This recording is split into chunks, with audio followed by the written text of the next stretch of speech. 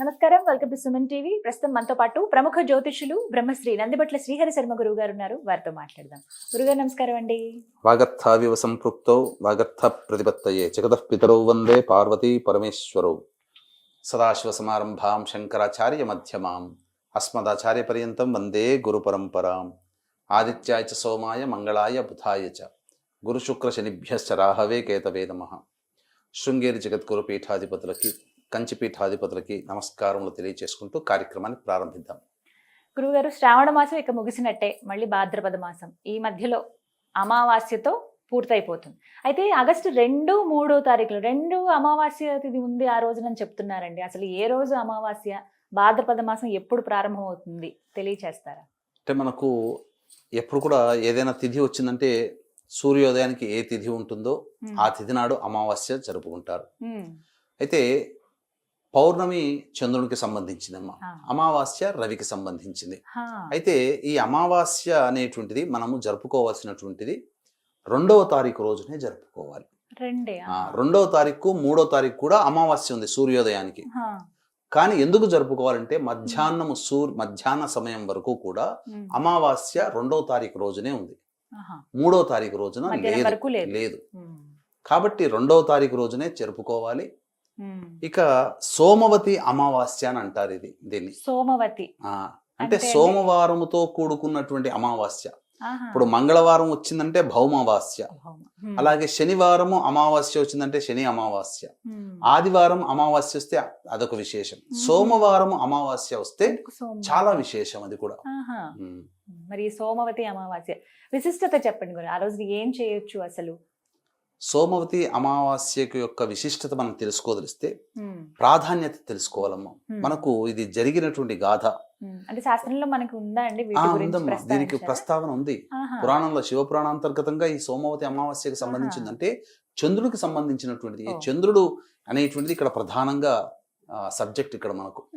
కాబట్టి ఇక్కడ ఏంటనంటే మనకందరికీ తెలిసిందే, వీక్షించేటువంటి సుమన్ టీవీ ప్రేక్షకులు కూడా, అమ్మవారు దక్షుడు యజ్ఞం చేస్తుందంటే అమ్మవారు చెప్పకుండా వెళ్ళిపోతుంది. అంటే స్వామికి ఇష్టం లేకపోయినా నా తండ్రి పిలిచాడని వెళ్ళిపోవడం, అక్కడ భంగపడడం. అక్కడ ఏమైపోయింది, తనకి భర్తని నిరాకరించారు ఇక్కడ అని చెప్పేసేసని తనకి తాను శరీరాన్ని అర్పించుకుంటుంది. ఈ విధంగా తనకి తాను శరీరాన్ని అర్పించుకున్నదని విషయం తెలిసి విగత రూపమైనటువంటి అమ్మవారి దేహాన్ని చూసి చెలించిపోయినటువంటి పరమేశ్వరుడు తన జటాజూటం నుంచి ఒక జూటంను కిందకి పడేయగా వీరభద్రుడు జన్మించాడు.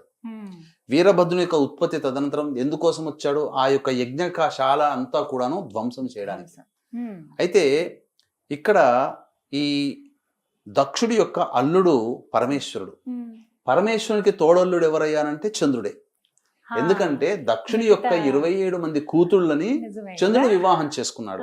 అందులో పెద్ద కూతురు సతీదేవి శంకరుల వారిని చేసుకుంది. కాబట్టి తోడల్లుడై ఉండి శంకరుల వారికి ఆయన పక్షాన నిలబడకుండా మామ పక్షాన వచ్చి చేరాడు. కాబట్టి వీరభద్రుడు అందరినీ దండించినట్టుగానే తన యొక్క శరాఘాతముతో చంద్రుని కూడా బాగా దండించాడు. కృషించిపోయాడు. కృషించిపోయిన తర్వాత అప్పుడు చంద్రుడు శివుని దగ్గరకు వచ్చి వేడుకున్నాడు, మొత్తం నా యొక్క జీవితం అంతా వ్యర్థమైపోయింది, నేను పూర్తిగా అనారోగ్యం పాలయ్యాను, ఎలాగయ్యా ఇట్లా, నీ తోడలిని కదా అని అంటే, ఏం పర్వాలేదు చంద్ర, వచ్చే అమావాస్య రోజున నీవు నన్ను అర్చించు, తప్పకుండా నీకున్నటువంటి తిరిగి దేహం వస్తుంది అని చెప్తాడు. అప్పుడు చంద్రుడు సోమవారం నాడు అమావాస్య అయింది ఆ రోజున. కాబట్టి చంద్రుడు ఉపాసన చేశాడు ఈశ్వరుని. ఉపాసన చేసిన సందర్భంగా అతనికి మళ్ళీ పూర్ణ ఆయుర్దాయము, పూర్ణ దేహం అనేటువంటిది సంప్రాప్తించింది. తద్వారా చంద్రుడు ఈశ్వరుణ్ణి అర్చించినాడు కాబట్టి తద్వారా తన శరీరానికి వచ్చినటువంటి అనారోగ్యము, రుగ్మతలని, అపమృత్యు భయాన్ని తొలగించుకున్నాడు. కాబట్టి ఈ రోజున ఈ సోమవతి అమావాస్య అనేటువంటి పిలువబడేటువంటి రోజున ఎవరైతే ఈ సందర్భంగా ఈశ్వరుణ్ణి అభిషేకం చేసి అర్చన చేస్తారో వారికి సకల మృత్యు భయాలు తొలగిపోతాయి. ఆ రోజున చెప్పబడి ఉందమ్మ, శాస్త్రంలో ఉంది. కాబట్టి వీక్షించేటువంటి సుమన్ టీవీ ప్రేక్షకులు కూడా ఈ యొక్క సోమవతి అమావాస్య రోజున మీరు ఉపవాసం, వీలైతే ఉపవాసం ఉండండి. ఉండి ఉదయం పూట చక్కగా ఈశ్వరుని దేవాలయానికి చేరుకొని మహన్యాసపూర్వకముగా రుద్రాభిషేకం జరిపించుకోండి, రుద్ర పారాయణం చేయించుకోండి. తదనంతరం సంధ్యా సమయంలో మళ్ళీ అదే శివాలయానికి చేరుకొని చక్కగా మారేడు దళాలతో అర్చన జరిపించుకోండి. వివాహం కావాల్సిన వాళ్ళైతే గన్నేరు పూలు మల్లెపూలతో అర్చన. అలాగే సకల విఘ్నములు చేసేటువంటి పనులలో ఆటంకాలు తొలగిపోవాలంటే దూర్వా అంటే గరికతో అర్చన. అలాగే లక్ష్మి కావాలి, ధనం కావాలనుకుని కోరుకునే వాళ్ళందరూ కూడా ఈ సంబంధించినటువంటి మారేడు దళాలతో అర్చన. పుత్ర సంతాన ప్రాప్తి కావాలి అనుకునేటువంటి వాళ్ళు నందివర్ధనం పూలతో అర్చన. ఈ విధంగా గనక చేసుకున్నట్లయితే తప్పకుండా ఆ యొక్క ఈశ్వర అనుగ్రహం అతి త్వరగా కలుగుతుందని చెప్పడంలో ఏమాత్రం సందేహం లేదు. గురుగారు, మరి ఈసారి వచ్చేటువంటి ఈ సోమవతి అమావాస్య యొక్క విశిష్టత ఏంటో తెలియచేస్తారా? మనకు అమావాస్య వచ్చిందంటేనే చాలా మంది గుర్తుకొచ్చేది ఏంటంటేనమ్మా పితృదేవతారాధన.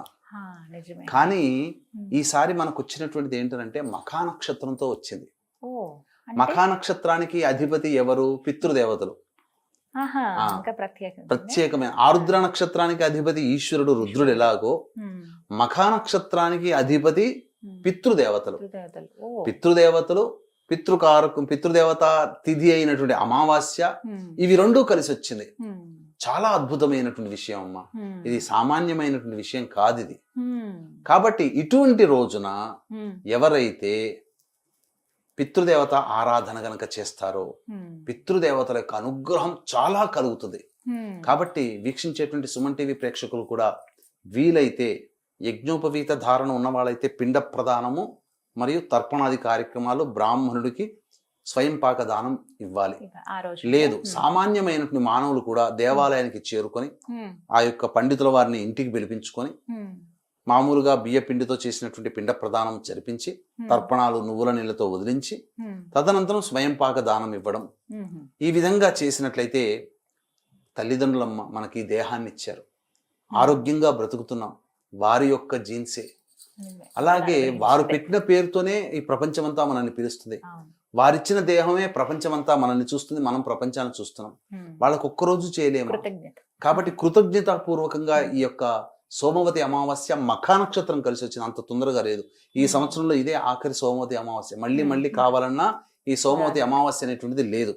కాబట్టి పితృదేవత తర్పణాలు, పిండ ప్రదానాలు, స్వయం పాకదానం బ్రాహ్మడికి ఆ రోజున చేసిన ఏ దానమైనా అక్షయ ఫలితాన్ని ఇస్తుంది. ఇక ముఖ్యంగా చాలా మందికి ఏంటంటే ఈ యొక్క తర్పణాలు చేసుకునే విధానం, ఇప్పుడు ఎక్కడెక్కడో పల్లెటూళ్ళలో ఉంటారు, బ్రాహ్మలు రాలేరు. మరి అటువంటి వాళ్ళకి ఏంటంటే, ఎందుకనంటే మన ఈ యొక్క సుమన్ టీవీ అనేటువంటిది మొత్తం మారుమూల పల్లెల్లో కూడా విస్తరించిందమ్మా. కొండలు పర్వతాల్లో నివసించే వాళ్ళు కూడా చూస్తున్నారు.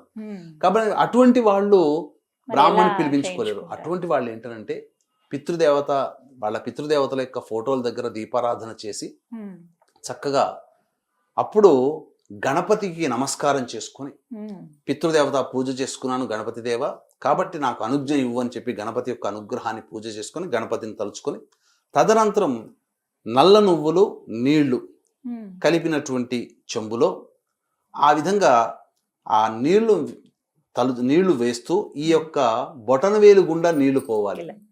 ఇట్లా బొటనవేలు గుండా నీళ్లు పోవాలి.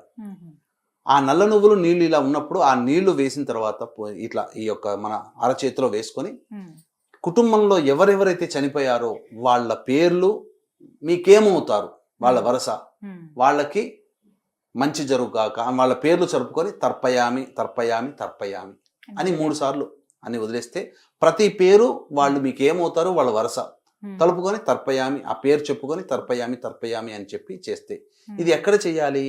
మర్రి చెట్టు దగ్గర చేస్తే చాలా విశేషం. పితృదేవతలకి చాలా ఇష్టమైనటువంటి వృక్షరాజము మర్రి చెట్టు. కాబట్టి మర్రి చెట్టు లేని వాళ్ళు రావి చెట్టు దగ్గరైనా చేయొచ్చు, లేదా ఇంట్లోనైనా చేయొచ్చు.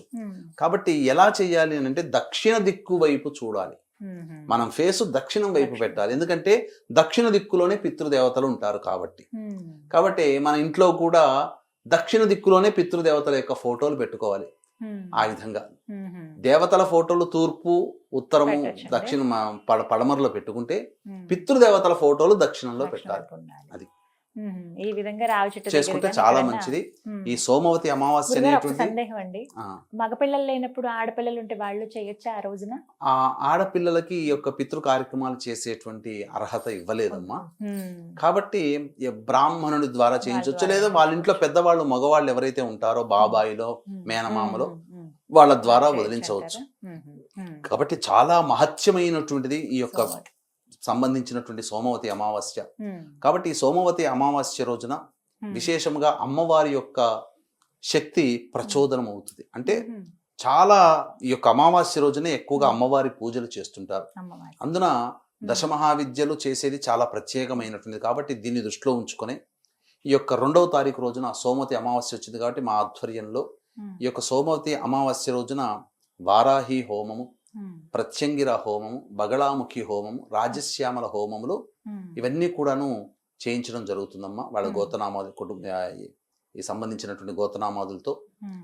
కాబట్టి వీక్షించేటువంటి ప్రేక్షకులు ఎవరైనా కానీ ఈ కార్యక్రమంలో నమోదు చేసుకోవచ్చు. కేవలం 1500 రూపాయల రుసుముకి ఈ యొక్క హోమాది కార్యక్రమాలు చేయించడం జరుగుతుంది. అవకాశం ఉన్న వాళ్ళు కార్యక్రమ తదనంతరం కాంటాక్ట్ చేయొచ్చు. అలాగే 31వ తారీఖు రోజున శని త్రయోదశి కూడా అయింది కాబట్టి ఉమ్. శని త్రయోదశి సందర్భంగా ఈ సంబంధించినటువంటి వృషభ, మిథున, కర్కాటక, సింహతుల, వృశ్చిక, మకర, కుంభమీన రాశుల్లో జన్మించిన వారికి శని దోష పరిహారార్థమే శనీశ్వర హోమం, అఘోర పాశుపత మంత్ర హోమంతో పాటు విద్య, వివాహ, ఉద్యోగ, దాంపత్య, అనారోగ్య సమస్యల నివారణకి 18 రకాల హోమాది కార్యక్రమాలు మరియు గత జన్మ కర్మదోష నివారణ హోమాదులు జరిపించడం జరుగుతాయి. కేవలం 1500 రూపాయల రుసుముకి. అవకాశం ఉన్న వాళ్ళు కార్యక్రమ తదనంతరం కాంటాక్ట్ చేసి పూర్తి వివరాలు తెలుసుకోవచ్చు. చాలా చక్కగా వివరించారు గురువు గారు, ధన్యవాదాలండి. సర్వం శ్రీ ఉమామహేశ్వర పరబ్రహ్మార్పణమస్తు.